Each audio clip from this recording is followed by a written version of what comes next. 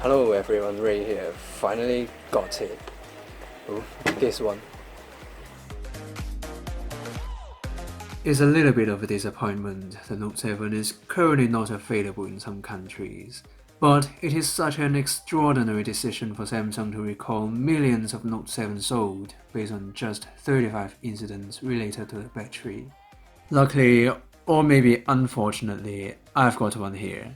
I bought it in the UK through pre-order. It just worked fine in the last couple of days. So time to give it a full review. Already sent Exynos based Note 7 with 64GB of storage and 4GB of RAM in this shiny, beautiful coral blue color. Gorgeous. Well, both the packaging and the phone itself are quite similar to the S7 Edge, but there are actually improvements on every single area. More on that later. Now USB-C, finally. There is no Quick Charge 3.0 unfortunately, but Samsung's adaptive fast charging instead, which is 9V 1.67A. It also comes with a micro USB to USB-C adapter.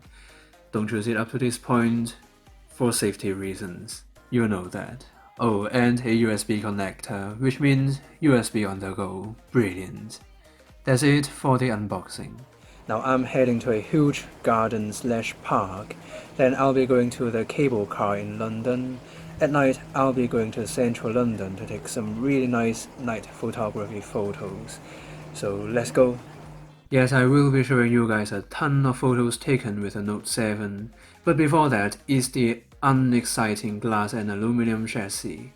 The overall design language does look similar to the S7 Edge, but the symmetrical Gorilla Glass 5 panels on the front and the back make it absolutely comfortable to hold, and I feel much safer to hold it with one hand without a case.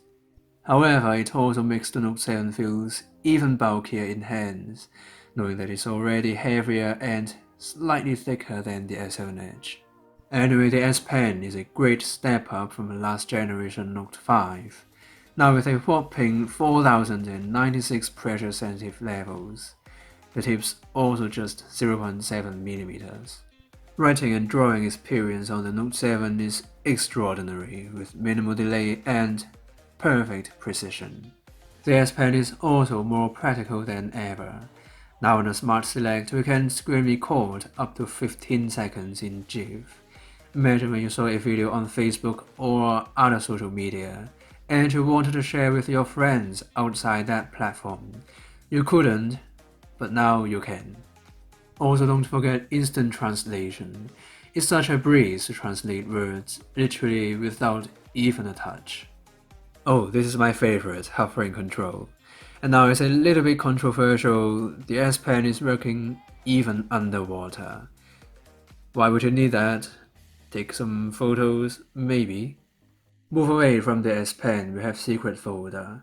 Not only can we put selected apps to the folder and require an iris scan to open them, but also hide history and files created while using the apps inside the folder.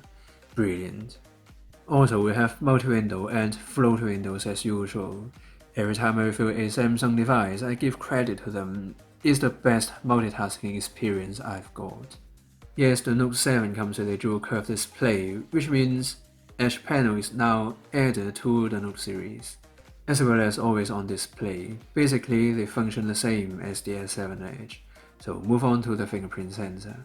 Is it quicker than the S7 Edge? It's the same.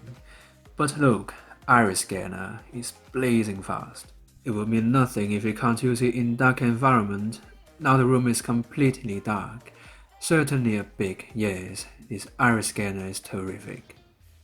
Speaking of terrific, the camera on the S7 Edge is so good. Can Samsung improve it on the Note 7?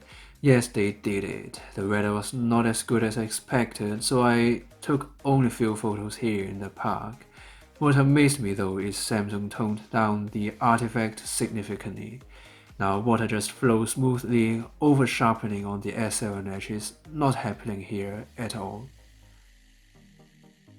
Then we are now right next to the cable car station. Oh, lovely weather. Before I go for the ride, the camera app is also worth a mention. The updated interface looks much cleaner. Swipe to the left, we'll see all those modes. including the one I'm gonna use right now, Hyperlapse.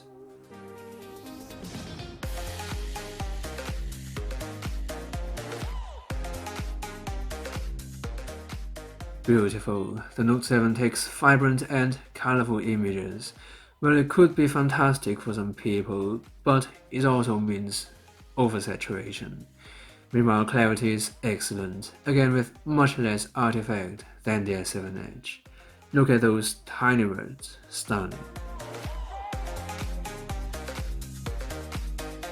Also the 5 megapixels 2K recording capable front camera. Details are sharp and clear with excellent dynamic range.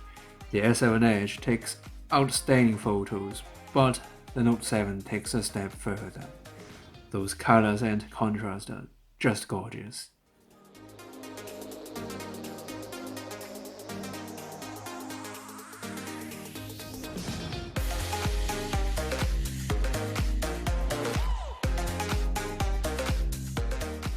Right, we have tested hyperlapse, but not slow motion. It's 720p 240fps, not exclusive to Samsung, but video quality is top notch, the best on a smartphone.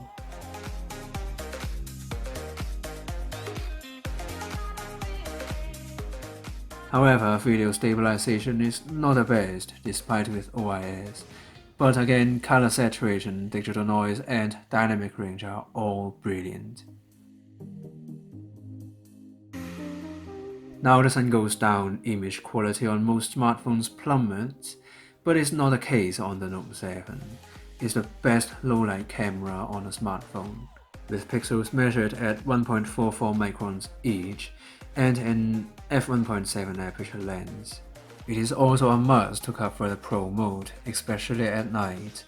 Long exposure up to 10 seconds and low ISO down to 50 help bring in more light, but reduce digital noise at the same time. Also, we have manual white balance in Kelvin.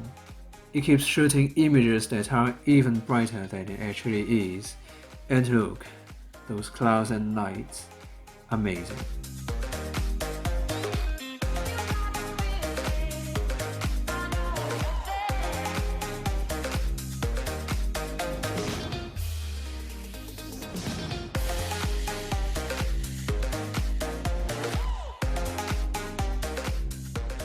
With the best camera, we also need a beautiful display to look at. Again, Samsung makes some of the best display on the market in the last couple of years. This time around, in terms of density, color saturation, contrast ratio, and viewing angle, the room for improvement is close to none, if you still remember how good the S7 Edge was. However, they managed to lift up the maximum brightness to over 1000 nits, from around 500 nits on the S7 Edge. Outdoor visibility is the absolute best. Looking for improvements over the S7 Edge, the loudspeaker on the Note 7 is also marginally louder than the one on the S7 Edge, with a richer, warmer tone and slightly more bass.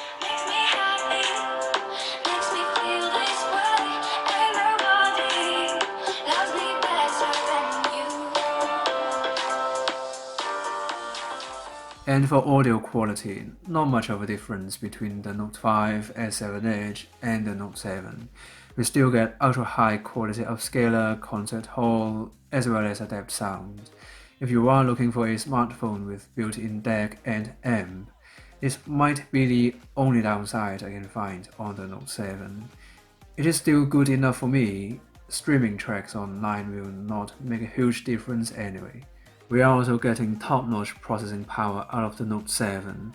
On this particular unit, it packs an Exynos 8890 octa-core processor with 4 GB of RAM. Samsung's not pushing the boundary this time around, but day-to-day media consumption and multitasking are nearly perfect. Responsive, but minor frame drops are still noticeable. Again, we are having the speed test. Running the same app list on every single device that is tested, we can compare the performance in fair condition. Now, even though the Note 7 packs basically the same hardware the S7 Edge does, it manages to complete the first round more than 20 seconds faster. Software does matter. Move on to the second round. As we can see, every single app and game are stored in memory, so perfect multitasking. Overall, it finished the test with the shortest period of time. Here are some benchmark results, just to complete the coverage of the review. Being the fastest phone to finish our speed test, battery life would be a question. The Note 7 was unplugged at 1 and now is around 940, or exactly 15% battery power left. It's obviously heavy usage, shooting videos and photos all day long. I would say you will need a power bank to support this kind of usage for a whole day, especially if you are going out before 1 and back after 10, which is longer than I did. You can expect around 3.5 to 4 hours of screen on time. However, if you are just doing some light stuff like playing videos on YouTube for 4 hours with 100% screen brightness, the battery life is just marginally behind the S7 Edge and the C7, which is still great. So the Note 7, a slightly boring design borrowed from maybe the S7, Note 5, or even the S6, but improvements are significant from generation to generation. Now, not only does the glass panel look sleek, but also smooth and safe to hold with one hand. Hardware is identical to the S7 Edge, but software optimization does matter. The display also identical to the Note 5, but only on the spec sheet. In reality, it's much brighter and is also curved. Also, don't forget the brilliant, best ever camera on a smartphone.